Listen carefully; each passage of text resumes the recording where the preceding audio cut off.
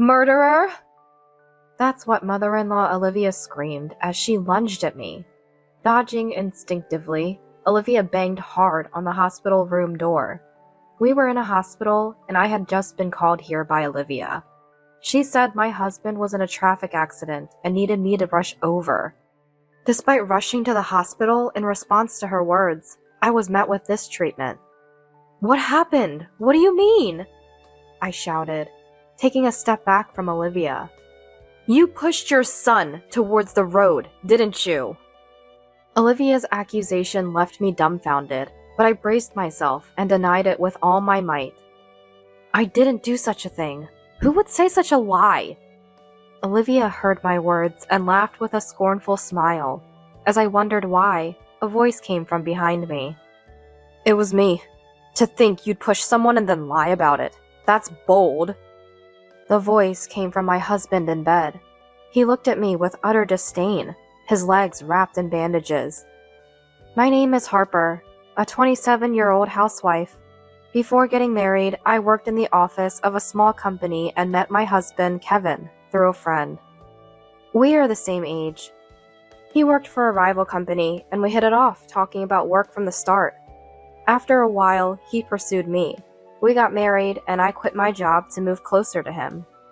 Since he lived with his parents, we needed to find a new place to live together, but we couldn't find a satisfactory apartment.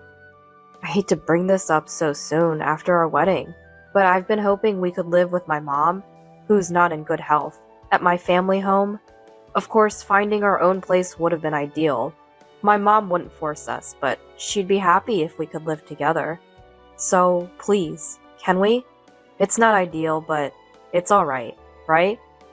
And then my husband said. Seeing this, I realized he had always intended to bring me into his family home with Olivia and wasn't very keen on finding our place. However, I thought maybe he was considering my feelings by not forcing the cohabitation immediately. Living with Olivia right after getting married made me anxious, but when we went to greet my in-laws at their house, Olivia seemed kind and cheerful. Besides, their home was impressively located. I told my husband, "Alright, but I'm still new to everything about Kevin's mom and the household, so please give me lots of advice on chores and everything at the beginning." He responded with a smile. "Of course, we promised to work together on this." So I agreed to the cohabitation. Once we started living together, "Don't be too tense, Harper. To me, you're a daughter, so feel free to relax," Olivia said. Olivia wasn't in good health, so I took on most of the household chores. The in-laws' house was spacious, making cleaning a significant effort. However, I made sure it was always clean. I always cooked with enthusiasm, hoping to please Olivia. Thanks to my efforts, Olivia always finished her meals, saying, "Everything Harper cooks is delicious. I'm so happy my son married you." Day by day, as I got accustomed to our routine, my initial tension eased. But then, something happened that made me feel uneasy about my smooth-sailing cohabitation with Olivia. One day, as usual, I served dinner to Olivia, who after taking a bite, "The taste is a bit strong today," commented. That day's dinner was pot au feu, and I hadn't changed the seasoning. Puzzled, I quickly apologized. "I'm sorry, I might have added too much seasoning today." Olivia reassured me with her usual smile. "Don't worry, it's delicious." Relieved, I sighed in relief, remembering reading somewhere that tiredness can affect the seasoning of food. Maybe it's fatigue. I think I'll go to bed early today, I muttered to myself, and decided to go to bed early that day. However, from that day on, Olivia began to get grumpy every time I served meals, despite having been cheerful before. Gradually, mealtimes became a source of dread for me, and I spent them in fear. A few days later, to make matters worse, "Eating such rich food all the time will make you sick. You're trying to shorten my life, aren't you?" Olivia scolded me. I hadn't been scolded so harshly since becoming an adult, and I was left speechless. Stammering, I replied, "It's supposed to be the same as always. I'm sorry, I'll make it later," and apologized, promising to adjust the recipes. Days like that continued almost daily. At that time, I realized that I was living in Olivia's house. I feared being kicked out if I didn't listen to her, without having prepared a next place to live or anything. So, I decided to save up for moving out while looking for a new place to live. I decided to save up money to move out so that I could move out as soon as possible. In the meantime, I resolved to study cooking for my own sake in the future. I began researching online, buying books and low-salt diets, and learning to cook with balanced nutrition, keeping the salt to a minimum and increasing the variety of dishes. Despite my efforts, Olivia's remarks only grew harsher. "A woman who can only cook like this is worthless. You're disqualified as a wife," she would say. From this point, Olivia began to monitor my every move subtly. When I cleaned the floors, she would check them with her finger and say, "The cleanliness is about 60 points. Mediocre. Maybe you should clean again." And even when I just went shopping or to the grocery store, "Don't leave me alone. Planning to run away?" Olivia would fuss. Each time I went out, "I would never run away. Please calm down," I reassured her. But for a while, my reassurances were in vain, and Olivia did not trust me, watching me all day long. Because of this, I had no personal or free time at all. However, this situation came to an abrupt end a few months later. One day, Olivia said, "Harper, I've decided not to say anything about your actions anymore. It makes things awkward and uncomfortable for both of us," she said with a smile. Confused, "Is that so? I'm glad to have earned your trust," I replied. Though I felt relieved, the previous intensity of her scrutiny made me unable to fully rejoice, suspecting she might be monitoring me in some other way. Sure enough, my suspicions were confirmed. After some investigation, I discovered Olivia had placed a GPS tracker on me without my knowledge. In today's age, the idea that someone could track me with a GPS without my knowledge was terrifying. I reached my breaking point, but confronting Olivia would not disable the GPS unless I took her mobile phone.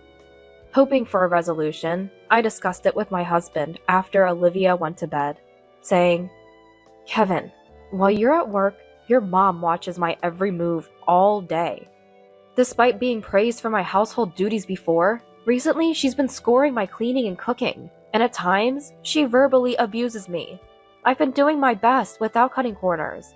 She's also placed a GPS tracker on me, and I've been under constant surveillance, making it hard for me to rest." However, my husband, shockingly, "Maybe she's doing it to educate you because your housework is sloppy. You should be aware of your shortcomings," defended Olivia. I was stunned and nearly angry, but since Olivia was sleeping in the bedroom, I couldn't argue back or start a fight. I realized I had no allies in this house. My only confidants were close friends from my hometown, with whom I occasionally exchanged messages to relieve stress. My parents were too busy, and my childhood home was too far away for me to seek help. From that day, the conversation between my husband and me dwindled. One day, before going to work, "I'm going to be very busy with work. There's a promotion at stake, so I won't be home for a while," my husband said. With my husband not coming home for a while, it would just be Olivia and me in the house.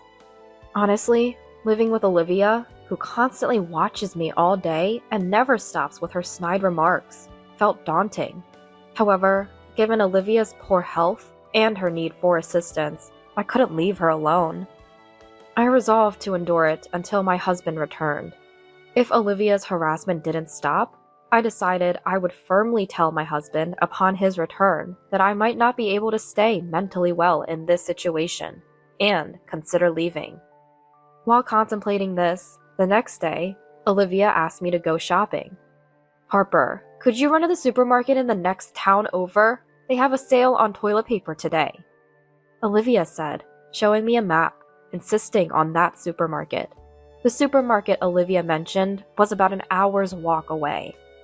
Moreover, we usually bought our toilet paper from a nearby supermarket, and the prices were no different. I wondered why not just buy it there, and couldn't immediately respond. Then Olivia pressed, "Hurry up, it'll be sold out. If we miss today, we won't get it at a discount. It's only sold here. And I've heard from the neighbors that this is the best brand. So, please," she said, turning on the TV. I sighed quietly so Olivia wouldn't notice, thinking, "No way. We have toilet paper at our regular supermarket. I don't want to go all the way there." Would surely make Olivia even more heated than usual. Although going was a hassle, the thought of being away from Olivia for a long time because the supermarket was far made me feel slightly relieved. To lighten the mood, I said, "It's a supermarket I've never been to, and I'm bad with directions. I wonder if I can make it, but I'll try, looking at the map." I laughed and left the house, trying not to anger Olivia. Wondering what I'm doing with my life every day. As I was on my way back from shopping, I muttered to myself. Just then, my mobile phone rang. It was Olivia. "You're taking too long shopping." Expecting to be scolded, I nervously answered the phone. However, what Olivia said next was completely unexpected. As soon as I left, Olivia said, "Kevin has been in an accident and taken to the hospital. His condition is critical. Come quickly," she said urgently. I was stunned and couldn't organize my thoughts. "What? Kevin's in the hospital?" That was all I could say. I wanted to ask more, but Olivia hung up abruptly. Left without details, my anxiety grew. All I knew was that my husband was injured badly enough to require hospitalization. Was his life in danger? Was he in a state where he couldn't communicate? Various thoughts raced through my mind, and I was distracted all the way to the hospital. A few minutes later, with prayers for his safety, I cautiously opened the door to Kevin's hospital room. Seeing Kevin lying in bed, I asked, "Kevin, are you okay?" I rushed to his side. Kevin seemed conscious. However, he stubbornly refused to meet my eyes. As I wondered why, "Kevin has suffered serious injuries, breaking both legs in the accident. It's your fault, isn't it? What are you going to do about this?" Olivia suddenly stood up and yelled at me. Me? Of course, having no idea what she was talking about, I was stunned. Then my husband looked at me and sneered. "Don't play dumb. You pushed me from behind while I was working. Because of that, I was pushed onto the road and hit by a motorcycle," he shouted. Even the victim himself blamed me for the accident. I didn't do such a thing. Despite my desperate denials, Olivia berated me. "Enough already. I've told you multiple times that you're the culprit. Just admit it. What you've done is as bad as murder. So pay for the medical bills and compensation. And let's get a divorce quickly. You're the worst!" She yelled at me loudly. Being treated as a criminal for something I didn't do was unbearable. So I said, "Wait, there's no way I did anything. I wasn't even there. And I don't know Kevin's work schedule or his days off, right?" I denied it with all my might, unwilling to accept being treated as a criminal. At that moment, the police and a woman entered the hospital room. The police greeted my husband and then went to talk to the attending doctor. The woman who stayed looked surprised to see me and said, "Thank you for earlier. I'm sorry for barging in unexpectedly. My apologies for the late introduction. My name is Taylor. I'm a close colleague of Kevin. I came to visit and talk." She bowed deeply and greeted me politely. My husband, surprised, and said, You know each other?" To which I replied to my husband, "Well," and looked at Taylor. That morning, I had noticed something my husband forgot. This is important, I need to deliver it right away. What my husband forgot was the keys to his company car. He sometimes brought it home and mentioned it was for driving a work vehicle. I tried calling my husband but couldn't reach him, so I decided to deliver the keys directly to his office. The woman who handled it when I rushed to deliver the keys was Taylor. Unaware of anything, my husband pointed at me. "Taylor, you better not get involved with this one. Truly the worst kind of person," and told Taylor. Taylor calmly asked my husband, "Why would you say that?" My husband started to get agitated. "Because this serious injury was all her fault. I was pushed from behind while at work, ended up on the road, and then got run over by a motorcycle," Taylor said. That's terrible. My husband sought sympathy from Taylor, saying, "Yeah, it happened right around 12 p.m. when I was looking for a place to have lunch. It's the worst." Taylor's expression suddenly turned stern. She glared at my husband.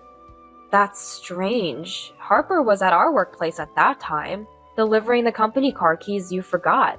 So your story doesn't add up." Taylor, filled with anger, continued, "And isn't this key a duplicate you made?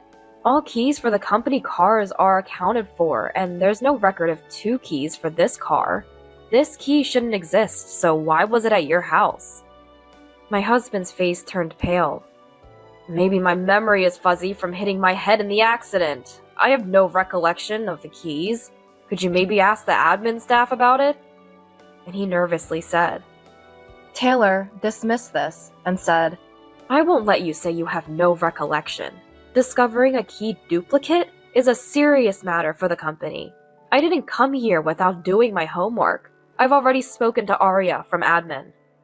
Hearing this, my husband suddenly panicked and said, "Please stop. My wife is here. I admit I made the duplicate." Feeling suspicious, I asked Taylor, "Can you tell me more about this, please?" Taylor agreed. "I understand it's difficult, but I believe hiding the truth is a greater sin.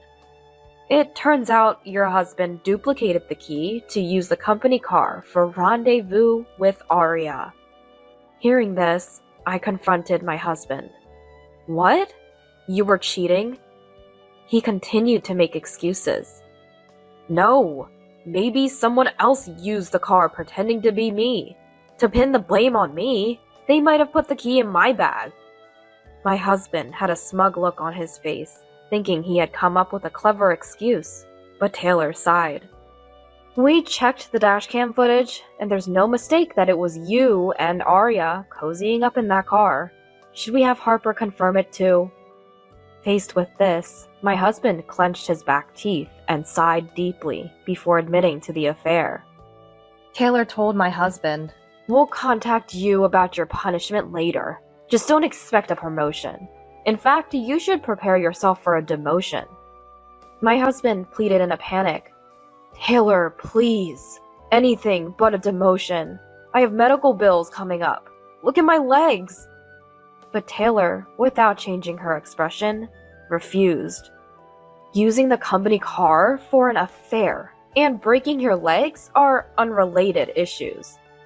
At that moment, the police returned to the room. The officer said to me and Taylor, "Sorry for the delay. We've confirmed that Kevin was pushed onto the road and has broken his legs." Hearing this, my husband, who had been sobbing, suddenly had a calm face and said, "See? It's true my wife pushed me. Look, Harper, it's better to confess. Lying will only make things worse." The officer looked at my husband curiously and said, "Well, I didn't say Harper pushed you. We've identified the perpetrator from the security camera footage."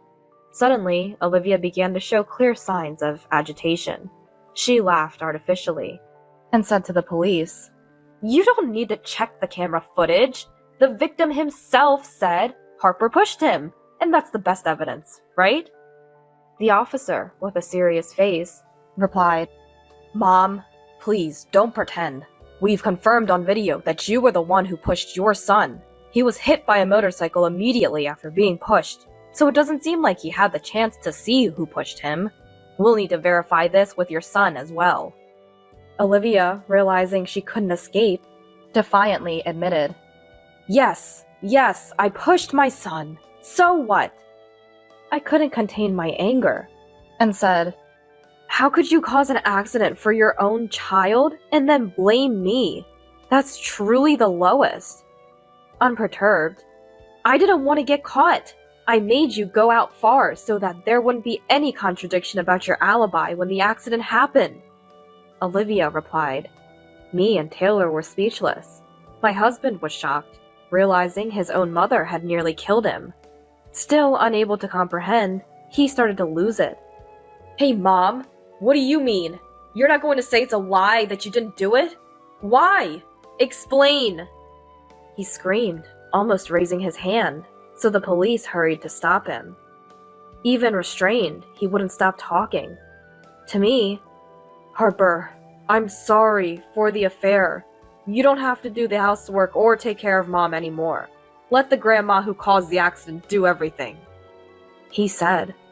Olivia, frightened, shook her head. Seeing this, my husband became more agitated. "What?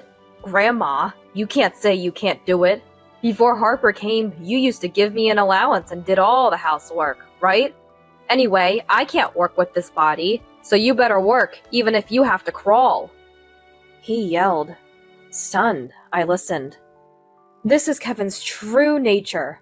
I've been verbally abused and taken care of him every day. I thought I was finally freed from this life when you came, Olivia said. Though I felt slightly sorry for her, I couldn't sympathize with Olivia. I had no intention of helping her or continuing to live in the in-laws' house, even as the police restrained her son. Kevin has always treated me terribly. Before we got married, he treated me like a slave. He would gamble away our money and then yell at me to work harder. At home, he wouldn't lift a finger to help with cleaning or cooking, but had no problem complaining about everything. I hoped things might change after we got married, but seeing how he treated Harper, I realized nothing had changed. I was afraid of what you might do if I confronted you. Harper might get fed up and leave, and then I'd be the sole focus of Kevin's aggression. As my health began to decline, your presence became more and more terrifying to me. Before I knew it, I had pushed you away, she explained. Olivia's expression remained cold. After that, Olivia went on to vividly describe to the police how violent and oppressive her husband had been, pouring out all her grievances. Olivia's story was relentless, and Taylor and I left the hospital as instructed by the police. Ultimately, Olivia was arrested for attempted murder. There were various circumstances, including the terrible way her husband and his family treated her. However, because Olivia had a clear intent to kill her husband, she couldn't avoid arrest. Even as she was arrested, Olivia didn't resist. In fact, "If being away from Kevin means going to jail, I'll go gladly. Finally, I'm free from this painful life," she said through tears. Life at my in-laws' house was mostly difficult. Having been cheated on by my husband, living together was no longer an option, and with Olivia needing care gone, I had no reason to stay at the in-laws' house. So, I packed my bags and left the in-laws' house before my husband was discharged from the hospital. My husband avoided arrest as the victim. However, he faced demotion for making a duplicate key to the company car and having an affair with a junior staff member. Furthermore, he was fired for repeatedly using company money to cover expenses for dates with his mistress. No severance pay, and he was even asked to compensate for the damages he caused to the company. My husband complained. "Wait, I've been working all this time and they won't give me $1? What a black company! I'm better off without them." It seems he had no awareness that his actions were criminal. He planned to marry his mistress, but Arya, having no interest in caring for a man with both legs broken and unemployed, left him, leaving him alone. I filed for divorce from my husband. I made sure to claim compensation from both my husband and Arya. I kept my husband's contact information until the compensation was fully paid. But he sent messages daily, saying, "I'm sorry, I'll reflect on my actions. Please, let's start over." Feeling terrified, I deleted his contact information as soon as everything was settled. As for me, I found a place to live, explained my situation, and returned to my previous job. Although it was a company I had left once, everyone welcomed me back warmly. Without children, I decided to focus on my work and build my career, living each day with integrity.